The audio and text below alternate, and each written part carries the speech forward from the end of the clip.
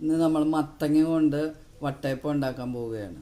നമ്മളൊരു ചെറിയ മത്തങ്ങയുടെ പകുതി ഇവിടെ വേവിച്ച് നല്ലതുപോലെ ഉടച്ചെടുത്ത് വെച്ചിട്ടുണ്ട്. ഇനി അതിനകത്തേക്ക് നമുക്ക് കുറച്ച് പഞ്ചസാര ഇട്ട് കൊടുക്കാം. നമ്മളുടെ മധുരം അനുസരിച്ച് പഞ്ചസാര ഇടണം.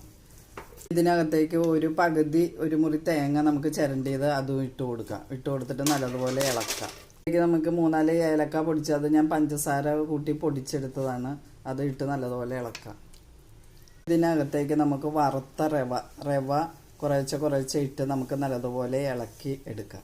നമ്മളിതെല്ലാം കൂട്ടി നല്ലതുപോലെ ഇളക്കി വെച്ചിട്ടുണ്ട്. ഇനി നമുക്കൊരു പാത്രത്തിലേക്ക് എടുത്തു വെക്കാം. സ്റ്റീലിൻ്റെ പാത്രം എടുത്തിട്ടുണ്ട്. അതിനകത്ത് നമുക്ക് കുറച്ച് എണ്ണ തൂത്തിട്ടുണ്ട്. ഇനി അതിനകത്തേക്ക് നമുക്ക് ഇട്ട് നല്ലതുപോലെ പരത്തിയിട്ട് നമുക്ക് ഇഡ്ഡലി പാത്രത്തിനകത്ത് വെച്ച് വേവിച്ചെടുക്കാം. ഇഡ്ഡലി പാത്രത്തിലേക്ക് ഇറക്കി വെച്ചിട്ടുണ്ട്. ഇനി ഇത് നമുക്ക് വേവിച്ചെടുക്കാം.